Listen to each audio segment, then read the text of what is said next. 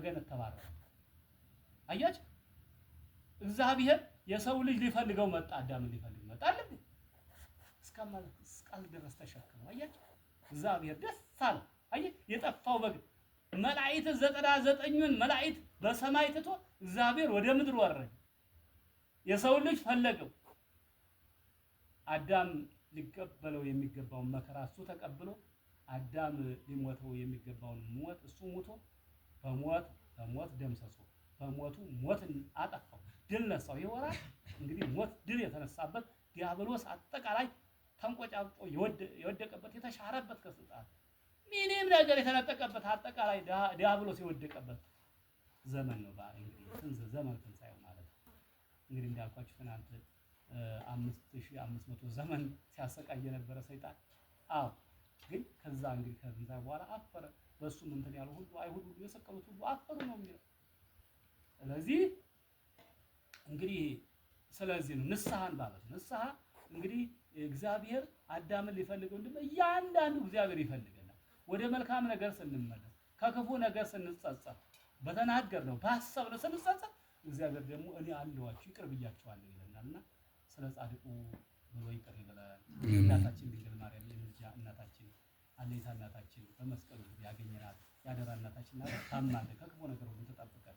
ስለዚህ እንዳልኳችሁ ይሄ ነው ልጄ ብለዋል ሰሎሞን ንጉሥ ዳዊት የሚወደው ልጁን የመጨረሻ ከእግዚአብሔር የታረቀበት ልጁን።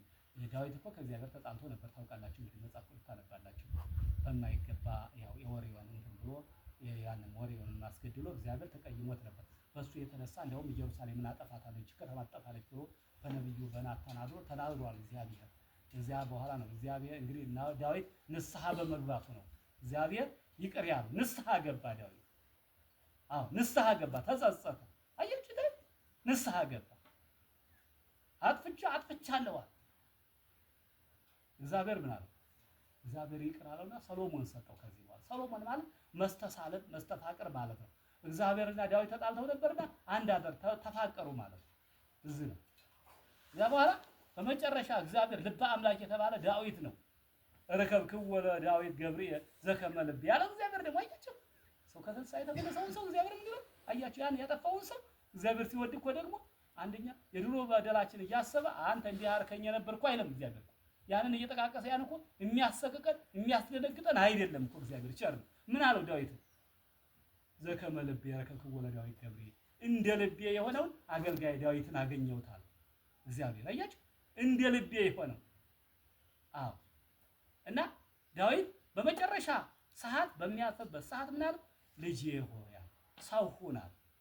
ሰሎሞን እኮ ሲመክረው ሰው ሁን፣ እኔ አባቶቼ የሄዱትን መንገድ እሄዳለሁና አለው። ይኸው ሞት ነው አይደለም? መጽሐፍ ቅዱስ ከተመ ይሄ ነው። አንተ ግን ሰው ሁን፣ የእግዚአብሔር ሕጉን ጠብቅ፣ ሰው ሁን አለ። ሰሎሞን ሰው ሳይሆን ቀርቶ ነው እንዴ? እኔ ትልቅ ሰው ነው ሰሎሞን። ሰው ማለት ሰውና ሰው ይለያያል። ዛሬ ከሰው አርያነት ወጥተው ጫካ ተቀምጠው ሰውን እያረዱ፣ ሰውን እየገደሉ፣ ሰውን እየዘረቡ፣ ሰውን እነዚህ ሰዎች ይባላሉ እንዴ? አውሬ ይባላል። ከአውሬ የሚከፋል። እውነት እኮ ሰው መሆን ማለት እንደዚህ ነው። ወደ ቤተ ክርስቲያን መሄድ፣ ሕጉን መጠበቅ፣ በስርዓቱ በጸንቶ መኖር። አያችሁ በተጻፈልን መጻሕፍት የተጻፉት መምህራን እነዚህ ሁሉ እግዚአብሔር እኔና ለእናንተ እንጠቀሙ ልንማርባቸው የሚገባቸው አምላካችን እግዚአብሔር ሰው ሆነን ለመኖር ያብቃን። አሜን። ይህን የጎበኛችሁትን የጽድቅ ያድርግላችሁ። የሰማችሁን ሁሉ ይህ ዛሬ ሆነ በተወደደበት ገንዘባችሁን አውጣጣችሁ እዚህ የመጣችሁ ሁሉ እግዚአብሔር ይባርካችሁ። ከዚህ ደግሞ በስታችሁ ለመምጣት ያብቃችሁ።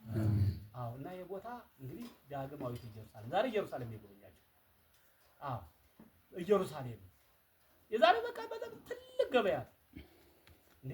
አባታችን አቡነ ገብረ መንፈስ ቅዱስ እኮ በዚያ ጊዜ በዕለተ ሞት ማለት ነው በማንኛውም እኮ ወደ ልጄ ነው እኮ ቦታዬን መጥቶ ተሳልሟል፣ ሩቅ ቦታ መጥቶ እኮ ቦታዬን ጎብኝቷል ብለው እኮ ምስክር ይሆናል። አቡነ ተክለ ሃይማኖት እኮ ይላል ገድለ ተክለ ሃይማኖት ላይ እናነበው እያንዳንዱ ነፍስ ይደርሳሉ ይላል። ቦታቸውን የተሳለመ ሁሉ የኔም ቦታ ተሳልማል ይችላል። ገብረ መንፈስ ቅዱስም እንደዚህ ነው ይላል። እንደውም ይገርማችኋል በጣም ታምር ነው የሰጣችሁ። ይሄ ቦታ ማንም ሰው እግዚአብሔር ካልፈቀደልን መምጣት አይችልም። አሁን እናንተ ፈቅዶላችሁ ነው። አንድ ጊዜ ሰይጣን መቼም እዚህ ቦታ ሲመጣ ከመሸቱ 4 ሰዓት ነው የደረሰው። ከዚህ ተራራው በታች አሁን መንገዱ በደንብ ተሰርቷል እንጂ ያ ጊዜ እጅል ነበር መንገዱ። እዛ ነው 4 ሰዓት ምሽቱ መኪናቸው የተገለበጠ። ጉብኝት ሲመጡ ከየት ነው? ከወልቅጤ ነው የመጡት። ግን አንድ ሰው ሳይቆስል ያን ያህል መኪና ተንከባሉ ዳኑ። ክብርና ምስጋና ለሰራዊት ጌታ ይሁን። ሰይጣን ግን ሊያስቀር ነበርና ስለዚህ ትልቅ ቦታ ነው የጎበኛችሁ። በረከቱን ያድላችሁ። ጻድቁ ከእናንተ ጋር ይሁኑ። ስራ ያገኛችሁ ስራ አግኝታችሁ ያላገኛችሁ አመታችሁ ለመመስከር ያብቃችሁ። ትዳር ያልያዛችሁ ትዳር ይዛችሁ ደስ እንዲላችሁ ከዚህ በኋላ ከሁሉ ነገር ሁሉ ያርቃችሁ። የጻድቁ በረከት ከእናንተ ጋር ይሁን። ሌላው የጻድቅ መታሰቢያ ያልኳችሁ ለበረከት ነው ይላል። ተማሪዎችን ብትሆኑ እንደተቻላችሁ በረከት አለ፣ ማር አለ፣ ዘይት አለ። ሌላ ደግሞ ከዚህ እንትን ካላችሁ የአንገት መስቀል ስላድኖ ይሄን ቀላል ነው። እሱን በረከት መቼም እኔም መወረ ኢየሱስ እሄዳለሁ፣ ደብረ ሊባኖስ እሄዳለሁ፣ ዚቋላ እሄዳለሁ። አንዳንድ በረከት መናይ ነኝ፣ ግን ካለ አንድ በረከት ራሱ ገዝቼ እመጣለሁ። ምክንያቱም የቅዱሳን በረከት ነዋ፣ የቦታው በረከት ነው። እሺ